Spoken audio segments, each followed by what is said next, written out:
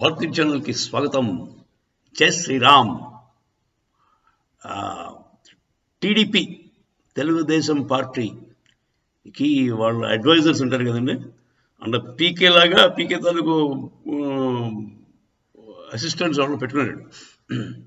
వాళ్ళు వాళ్ళ సర్వేలు చేసి చెప్పింది ఏంటంటే, బీజేపీతో పెట్టుకోవడం పొత్తు వేస్ట్, మీరు శుభ్రంగా కాంగ్రెస్ షర్మిలమ్మ వస్తుంది కదా, ఆవిడతోనే పెట్టేసుకొని పొత్తు అని చెప్పారు.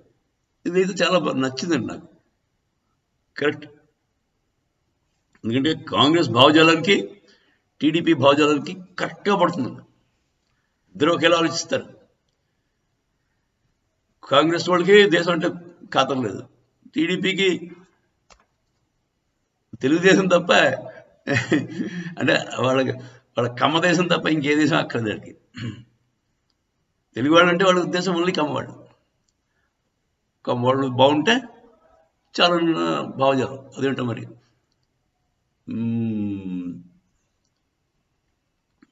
అలా డైరెక్ట్గా అనకూడదేమో, వాళ్ళ సామాజిక వర్గం బాగుంటే చాలు అనే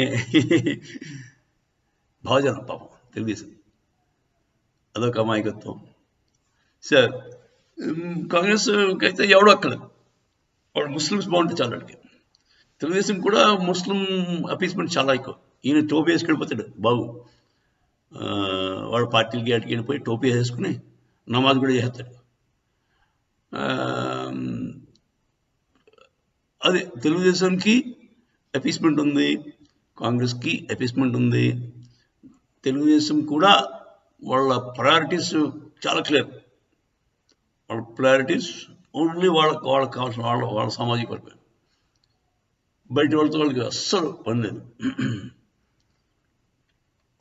ఇంత నేరమైనట్టుగా ఇద్దరు ఉంటారు నాకు తెలిసి.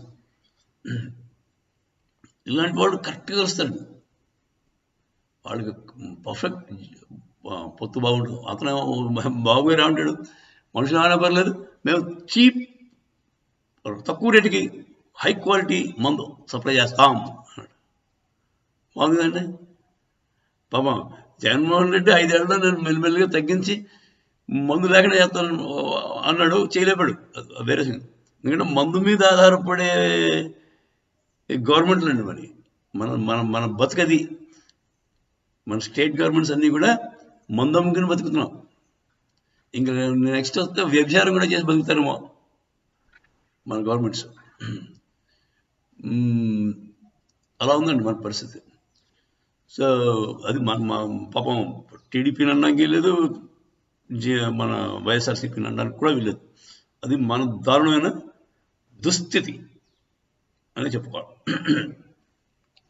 సో ఇదండి నా అంచనా. అయితే వాడు చెప్పింది కరెక్టే, Telugu Desam should go with Congress.